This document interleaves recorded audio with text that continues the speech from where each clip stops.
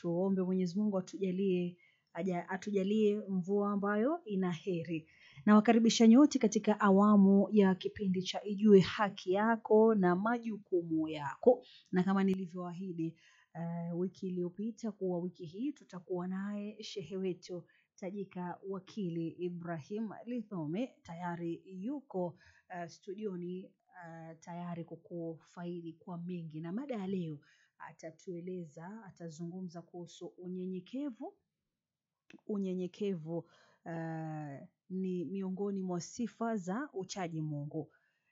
Na naomba tu kwa sasa, kuanzia sasa hadi mwendo wa saa 6 kuwa mtulivu, tumsikize, alafu awamu ya pili ndo tutafungua laini zetu za simu. Moja kwa moja bila kupoteza muda, ningependa nimkaribishe karibu shehe wetu wakili Ibrahim Lithome.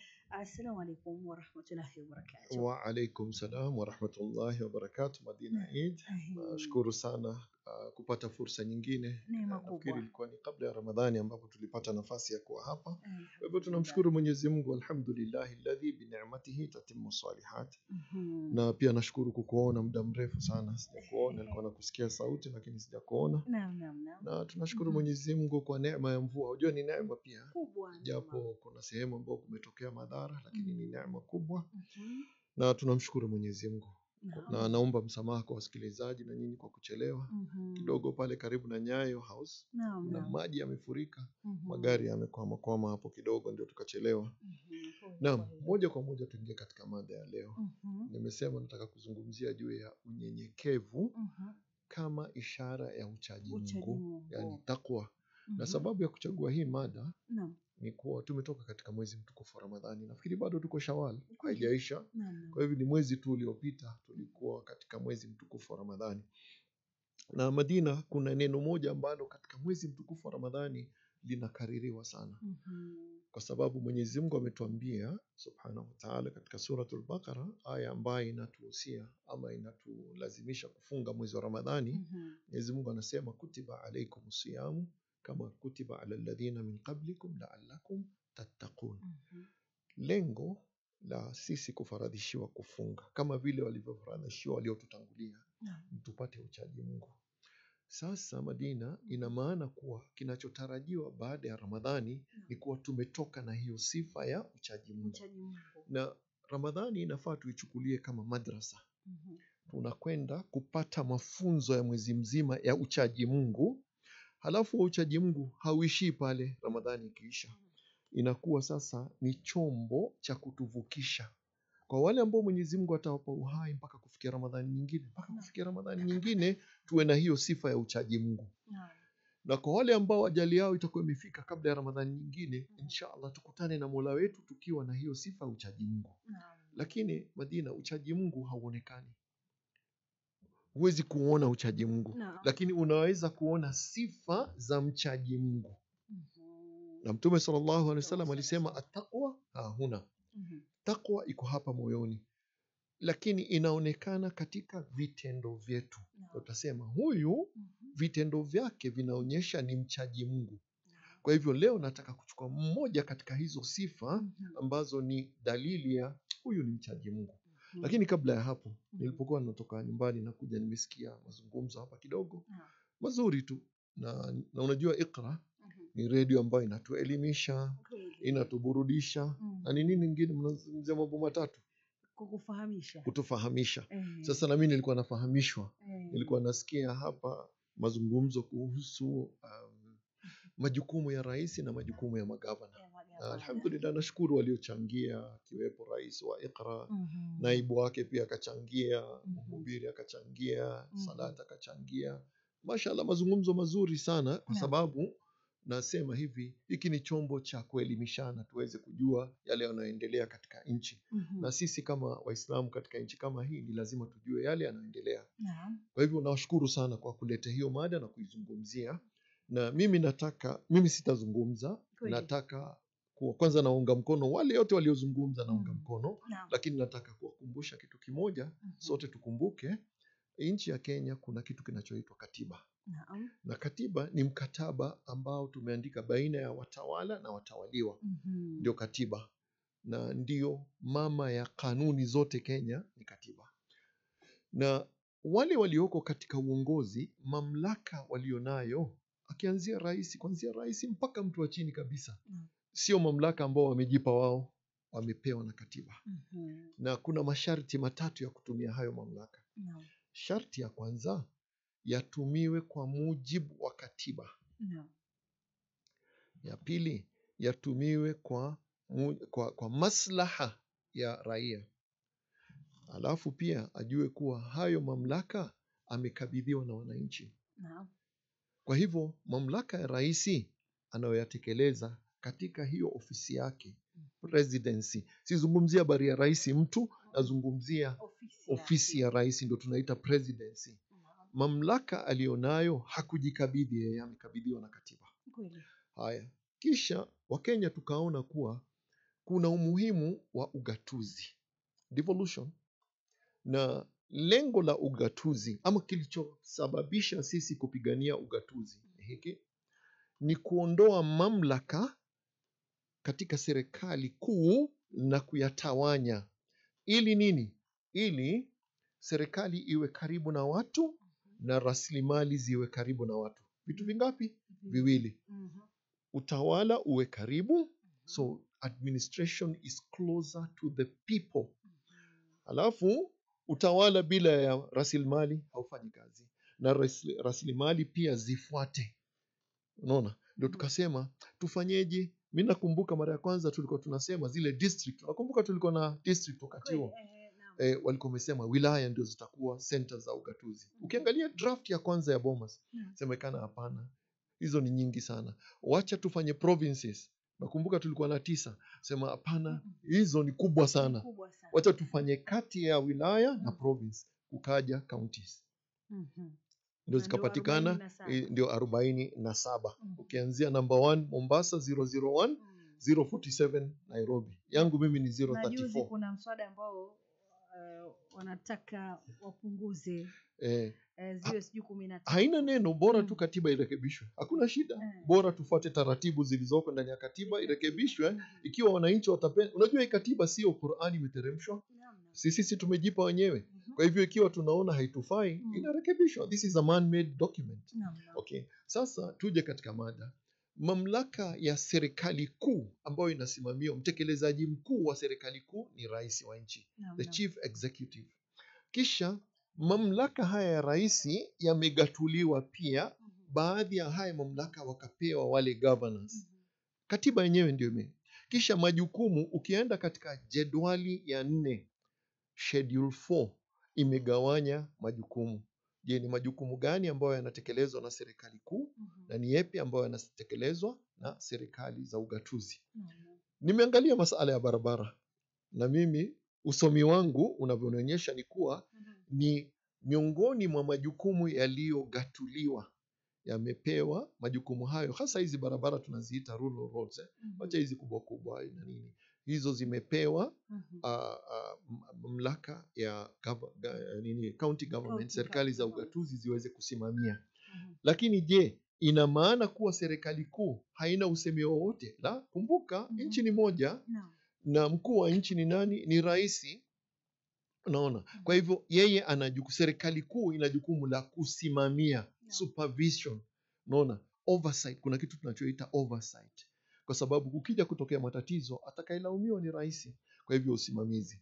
Na tuje sasa katika, tumeona kwa katiba inasema hii ni kazi, ni majukumu ya serikali za ugatuzi. Na je, ikiwa kuna aliyezembea, achukuliwe hatua. Kuna taratibu za kumchukulia hatua. Kwa hivyo nilitaka tu kuongeza hilo kuwa haya mamlaka hayagawanywi na watu wenyewe kupenda, nipeni haya mamlaka ama msinipe haya. Ni katiba yenyewe imegawanya, na lengo la ugatuzi ilikuwa ni kuleta idara za serikali karibu na watu na rasilimali pia ziwe karibu na watu. Hilo ndilo ambalo nilikuwa nataka kusema kabla ya kuingia katika somo letu la leo, nalo ni kuhusu unyenyekevu. Naam, tuje katika unyenyekevu. Kwa nini nimechagua hiyo mada? Nimekuambia ni kwa sababu tumetoka katika mwezi mtukufu wa Ramadhani. Isiwe zile sifa nzuri ambazo huwa tunajipamba nazo zinabaki katika mwezi mtukufu wa Ramadhani. Madina, mimi husema mtihani wa kama kuwa tumefaulu ndani ya mwezi wa Ramadhani ni baada ya Ramadhani. Kweli. Tabia zetu hubadilika ama hazibadiliki? Ikiwa zitabadilika ziwe mbovu, hatukufaidika na Ramadhani. Ikiwa zitaendelea kuwa nzuri, zizidi kuwa nzuri hata kuliko mwezi wa Ramadhani, ina maana tumefaidika na mwezi mtukufu wa Ramadhani. Alafu Madina, tunafanya bidii, ibada tunazofanya, da'wa tunayofanya, sadaka tunazotoa, lengo ni nini? Ni pepo. Mtume sallallahu alaihi wasallam akasema kuna sifa 2 ukiwa nazo basi utaingia peponi. Akataja ya kwanza uchaji Mungu, taqwa Allah, uchaji Mungu. Ya pili husnul khuluq, kuwa na tabia nzuri. Unaona mambo mangapi? Hayo mawili. Sasa katika hii tabia nzuri mojawapo ni atawadhu, kuwa mnyenyekevu. Katika sifa ya Muislamu ambaye ni mchaji Mungu, kama kweli mtu ni mchaji Mungu, basi anafaa ajipambe na nini, neno ambalo tunaliita atawadhu, yani kunyenyekea. Na unyenyekevu sio udhalilifu. Atawadhu laysa dhulm, sio atawadhu ni sifa miongoni za sifa za Mtume sallallahu alaihi wasallam. Alikuwa ni mtu mwenye hiyo sifa. Kinyume chake ni kiburi. Na waume wengi sijui mbona inakuwa ni vigumu kuwa wanyenyekevu. Wanasema mwanamke ndo anafaa au mnyenyekevu. La haula wala quwwata. Hii ni sifa ya kila mtu. Na mimi ninajua ile aya ambao wanaisoma vibaya sana, ar-rijalu qawwamuna 'ala an-nisa. Je, hii aya inakupa wewe nafasi ya kuwa na kiburi? Abadan. Kwanza ukiangalia hiyo aya ni majukumu, inakupa majukumu ya ulinzi. Unaona? Sio majukumu ya takabur, kuwa na kiburi. Na mimi nasema hivi Madina, kwani kuna mume kuliko Mtume sallallahu alaihi wasallam? Hakuna. Kuna baba kuliko Mtume sallallahu alaihi wasallam? Hakuna. Lakini mwangalie, tujifunze na yeye alikuwa anaishi vipi. Anasema khairukum li ahlihi wa ana khairukum li ahli. Mbora wenu ni mbora wenu kwa familia yake, na mimi ni mfano mzuri ama bora zaidi kwa familia yangu. Aisha radhiallahu anha anaulizwa kuhusu sifa zake nyumbani. Anasema alikuwa akishona viatu vyake, kana yushassi'u na'lahu, kushona viatu vyake, wa yuraqi'u thiyabahu, anapiga viraka nguo zake Mtume sallallahu alaihi wasallam. Wa kana yaqumu bi khidmati ahlihi, na alikuwa akiwahudumia wake zake. Hadha Rasul sallallahu alaihi wasallam, na ndio mfano mzuri. Kwa hivyo hiyo mambo ya kusema mwanamume anafaa kuwa na kibri, unajua kuna ile kuwa na heshima na kuwa ndi kiongozi na kuwa na kiburi. Kwanza takabur sio katika sifa za Muislamu, na mtu mwenye takabur hana takwa. Na wajua nani kiongozi wa takabur? Iblis. Kweli? Naam. Sababu ya kulaaniwa Iblis, la'natullahi alayhi, ni nini? Kiburi. Na kiburi kinamfanya mtu nini? Mimi ni bora kuliko yule. Unaniambia nini? Wewe ni nani? Unanijua mimi ni kitu gani? Hilo ndilo lililomharibia Iblis. Anaambiwa usjudu li Adam, msujudie hiki kiumbe nimekiumba kwa mikono yangu, kisujudie. Sio sujudi ya ibada ya heshima. Akasema aba wastakbar. Angalia, aba wastakbar, alikataa na akafanya kiburi. Sababu ni nini? Ana khairum minhu, mimi ni bora kuliko yeye. Khalaqtani min nar, mimi haujui mimi umeniumba na nini? Anamwambia nani? Mwenyezi Mungu subhanahu wa ta'ala. Kwani Mwenyezi Mungu alikuwa hajui amemuumba na kitu gani? Khalaqtani min nar wa khalaqtahu min tin. Kibr imemwangamiza, ameingia motoni. Firaun kwa nini amelaaniwa? Kiburi. Anasema wa hadhihi al-anharu tajri min tahti, hata hii mito hii iko chini yangu ya miguu yangu. Kiburi. Halafu angalia maji, Mwenyezi Mungu amejalia waja'alna min al-ma'i kulla shay'in hayy, tumejalia kutokana na maji kila kitu kinapata uhai. Angalia mvua ikinyesha, uhai unaopatikana, mimea, wanyama. Kwa hivyo maji ni kiini cha uhai. Lakini Mwenyezi Mungu subhanahu wa ta'ala akajalia huyu mwenye kibri, haya maji ndio atamwangamiza. Haya maji yamesema kuwa yako chini ya amri yake. Wewe Firauni, umejisahau wewe ni nani? Unasema hata huu mto wewe ndio yani uko chini ya utawala wako, nitakumaliza na haya maji. ameangamizwa na maji. Alafu angalia uwezo wa Mwenyezi Mungu. Kitoto kidogo Musa alayhi salam, mtoto aliyezaliwa wa siku moja mbili, anarushwa ndani ya maji. Kuna mamba ndani, kuna samaki wakubwa wakubwa, lakini hayo maji hayamwangamizi, yanampeleka mpaka mahali ambapo Mwenyezi Mungu anapotaka. Huyu anaangamiwa. Karun, kilichomwangamiza ni nini? Yeye na mali yake. Aliona kuwa mali amepata kwa akili zake, fanya kibri. Ni kama mtu useme Mwenyezi Mungu amekupa neema, amekupa neema ya watoto, amekupa neema ya familia, neema ya mambo mengi. Kisha mimi hapana mchezo, mimi ni mkali, akili zangu hizi. Unajidanganya. Madina, watu wangapi anazaa mtoto, maskini ya Mungu anamzaa mtoto ni mlemavu. Hebu niambie wewe, ulifanya ujanja gani ukazaa mtoto asi? Hakuna ujanja wote uliofanya. Wengine wanatafuta watoto hawapati. Wewe umefanya ujanja gani? Haya, huo mwili wako ulionao. Leo hii Mwenyezi Mungu akikupa maumivu kidogo, ukucha tu peke yake, utaweza nini? Huwezi, hatumiliki kujizuia na madhara, wala hatuwezi kujiletea manufaa. Wallahi, isipokuwa kwa taufiki kutoka kwa Mwenyezi Mungu. Kwa hivyo tunaambiwa tufanye tawadhu. Hebu tuangalie baadhi ya sifa za waja wa Mwenyezi Mungu alivyosema. Katika suratul Furqan, Mwenyezi Mungu anasema wa ibadur rahman, na waja wa Mwenyezi Mungu mwenye huruma, alladhina yamshuna ala al-ardi hauna, ni wale ambao sifa zao wanatembea katika ardhi kwa unyenyekevu, sio kwa kiburi. Mwenyezi Mungu atujalie tuwe ni miongoni mwa waja wake.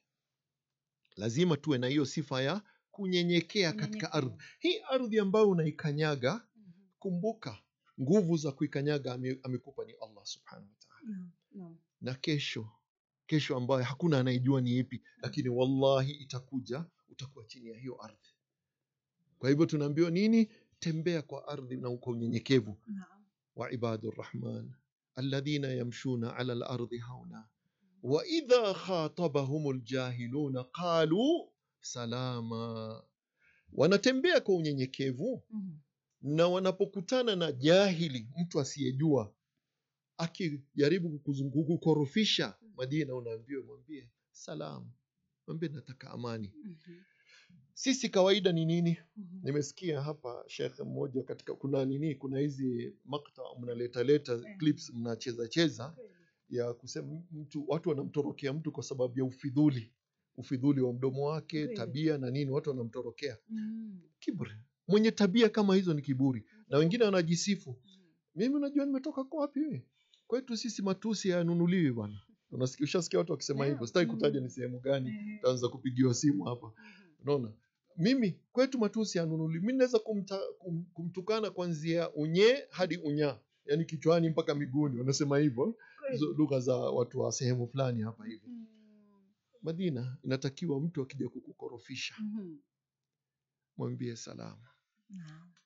Na mimi usema hivi, kwa nini upoteze wakati wako? Mtu amekuja na hasira zake, amepandisha hasira, si umwache tu, akishamaliza kuzungumza, asanti, salama, nenda zako. Nani atakuwa ameshinda hivyo vita? Ni wewe. Sasa kwa nini? Alafu itamuuma yule ambaye. Itamuuma, unaona. Wajua watu wanasema kuwa unyenyekevu ni ishara ya kuwa mnyonge. Yeah. No, ndio nasema hapa kuna tofauti ya unyonge, adhul, na kuwa mnyenyekevu. Huu unyenyekevu unafanya lillah, unamwacha mtu kwa sababu ya Mwenyezi Mungu. Na ndio na moyo wako useme kwa ajili ya Mwenyezi Mungu huyu sitamjibu. Kwa ajili ya Mwenyezi Mungu amenitukana, sitamtukana. Lillah, wallahi tunaambiwa Mtume sallallahu alaihi wasallam anasema man tawadha lillahi rafa'ahu Allah. Atakayenyenyekea kwa ajili ya nani? Ya Allah. Sio kwa umenishinda wewe. La, lakini ninawachana na wewe kwa sababu ya Allah subhanahu wa ta'ala. Mwenyezi Mungu atakuinua. Ukiangalia katika tarehe, mitume ambao walikuja wakadhalilishwa, wakanyenyekea, baada ya Mwenyezi Mungu amekuja akawainua. Na tutaangalia. Hebu tuendelee kuangalia baadhi ya sifa. Tumeona hapa sifa ya mu'min mwenye kumcha Mwenyezi Mungu ni kuwa katika ardhi anatembea hauna, kwa unyenyekevu. Na mkorofi akija kumkorofisha namwambia salama, sitaki vita na wewe. Na wallahi moyo wako utakwenda ukiwa salama, yeye ndio ataumia. Kwa sababu alitarajia na wewe ujishike hapa umjibu, hukumjibu. Hata nyumbani pia, mke na mume, Watu wasio wanashindana, kurushiana maneno. Utanijua mimi kwetu, wewe unijui wewe, unijui mimi.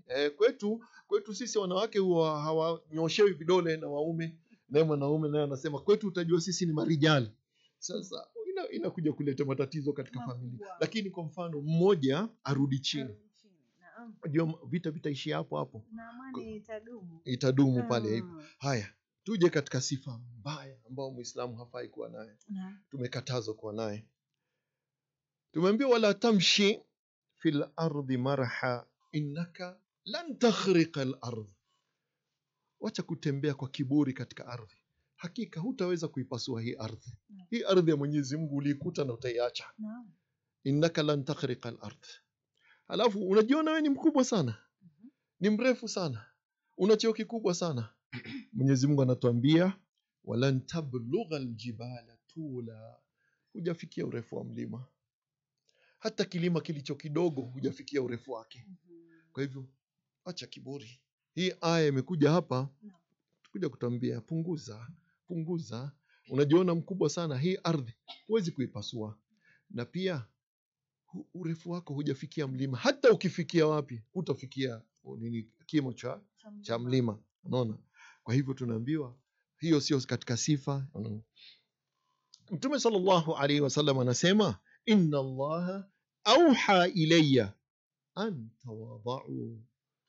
Mtume sallallahu alaihi wasallam anasema hakika Mwenyezi Mungu ameniteremshia wahi akaniamrisha tawadha'u, nyenyekeni, kweni wanyenyekevu. Si yeye ndio alituumba, anatujua zaidi na anajua ni sifa zipi nzuri kwetu sisi. Tawadha'u, fanyeni unyenyekevu, kweni wanyenyekevu. Hata kusitokee nini? Hata la yafkhara ahadun ala ahadin. Hata isiwe kuna mtu mwenye kujifakhirisha mbele ya wengine. Sishajisikia. Unajua mimi ni kabila gani? Madina, unajua mimi ni kabila gani? Mimi ni kabila kadha na sisi kwetu hapana mchezo. Hiyo inaitwa kujifakhirisha. Ndani yake kuna kibri ndani yake. Unaona?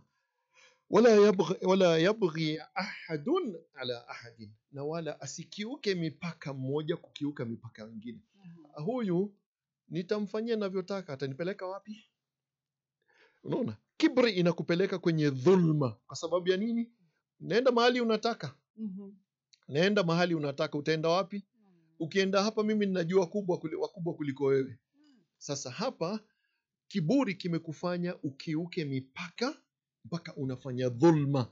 Sio katika sifa ya mchaji Mungu. Tumetoka katika mwezi wa Ramadhani, training ya taqwa.